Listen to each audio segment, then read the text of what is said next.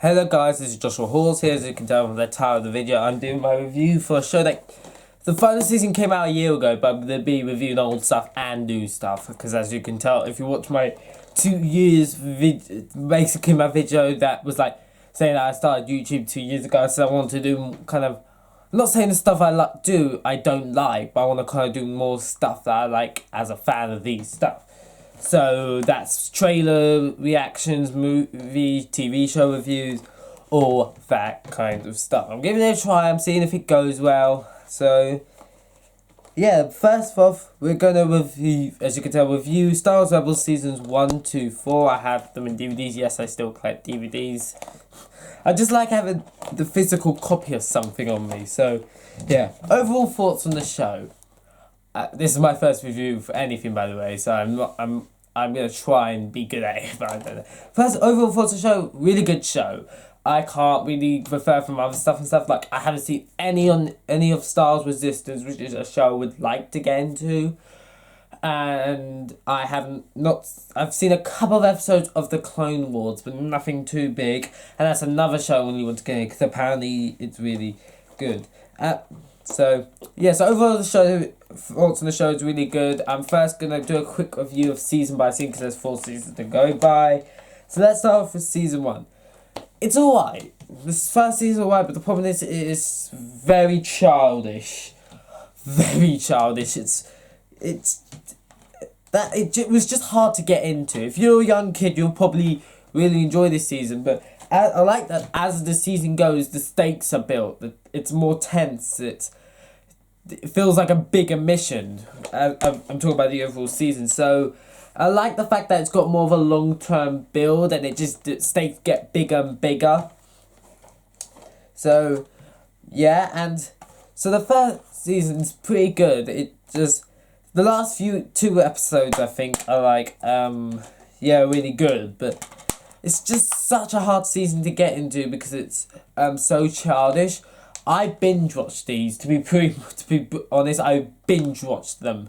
I was just like watch them because this is both, especially for this season. I enjoyed it for what it was, but if you don't binge watch, you watch 1 episode a week, it's not gonna feel worth it.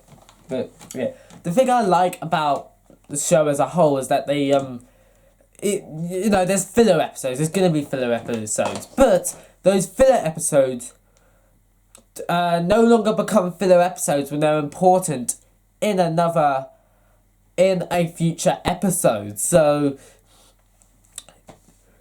there's only one episode in the entire season that is a filler episode that doesn't happen to anything in the future, which is very impressive. That and it came from season 1. I'm not saying I hate season 1. It's just it was so childish, and the Inquisitor in this as the main villain didn't really get enough chance to shine. I didn't get to compare. We don't know nothing about him. We find out a little bit more about him in season 2, but we find out nothing about him. The characters at the start of the show are very flat, in my opinion. They don't really have a lot of kind of emotion. Their characters build, and I become more of a fan of character. The only character I started to like in this show within season 1 was Ezra Bridger, because I could relate to him. He's about my age. I could relate to him. But in the end, he wasn't as flat. He still felt flat. He didn't feel complete, which is good. I'm not saying that's a bad thing, but at the start, it's not even at the point where you care about the characters. So, season 1 is my least favourite season, but it does get there. Season 2, I'm going to have a quick look. Better season. Enjoyed it. There was a lot of cool stuff in it. It was slowly turning into getting away from the childish form it is. It's still, kids can still watch it, but it's not going to be as it's childish. It is still pretty childish, but it's better.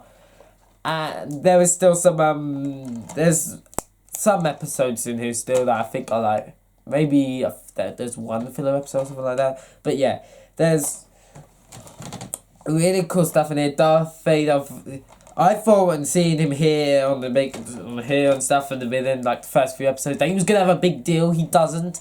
And that's good. He doesn't need like a big deal. Like you don't need to make a big deal like this guy Darth Vader, because we all know who Darth Vader is. Like literally, there's some scenes that is really cool. Like when he shows up and he's breathing and stuff. By the way, this is not gonna be any spoilers. I'm not gonna spoil it. I don't think I've spoiled it yet. So.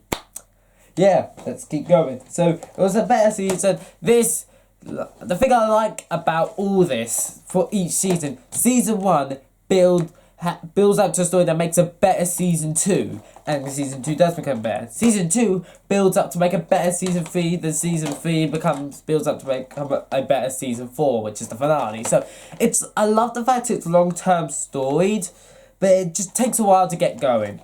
And I feel like there's some episodes that are good, but I don't think I feel like it truly gets going until like the last 2 episodes, which I was like, that's when it really gets like a more darker, chill, but still for kids kind of tone. Now let's talk about Season 3. A really good season in my opinion. A lot of cool stuff happened. There was introduced to the character of Admiral Thrawn, which I thought he was a really cool character, really like him. Ezra Bridger develops more as a character and how things have changed since the last season. Sabine Wren, I was really surprised at how good she is in this show. Like, before, in these first 2 seasons, she's just someone who comes around and all she really had as a character was blow something up. But in this show, she gets a more deep character. You can understand what she's going through. You know a bit about her past. They develop her more as a character, because in the first 2 seasons, the only characters I really feel that were important within the first 2 seasons were Kanan and Ezra. So it's really good that they started building up some more important characters, and they feel more important. And now the 4th season, my favourite season. It basically just kept getting better. My least favourite is Season 2. My second least favourite is Season... No, my least favourite Season 1. My second least favourite is Season 2. Let's just say... 4th, Season 1. 2nd, Season 2. 3rd, Season 3. 4th, Season 4. I just think it got better overall. But this is the best season. I think it has the least amount of episodes. I think it only has, yeah, it has the same amount of episodes, which is as Season 1, 15, and the rest like Season 2 and 3 have more than 15. So I like the fact that they didn't try and pack too much into this season, which I like, because there wasn't a need to. None of the episodes felt like filler. There was a filler episode in Season 2 that no longer becomes a filler episode in Season 4. So I really like the season. It had a good ending, and overall it was a great show. And I'm not going to spoil anything, but it does tease in a potential future season or a future show that continues this storyline, so the way it ends. But overall, it's a really good show. I would give it like an 8 out of 10. It's a solid show. I want to get into more shows. I'll start hopefully within films, maybe a video again that I want to review. So yeah, I hope you enjoyed this video. I give it a 9 out of 10. I hope you enjoyed this new kind of videos I'm going for. So I hope you enjoyed. I'll see you all in the next one. Bye guys.